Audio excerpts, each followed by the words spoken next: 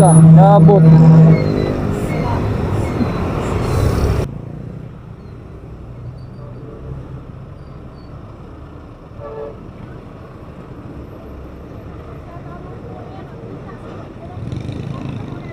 Alanganin yung pasok niya eh.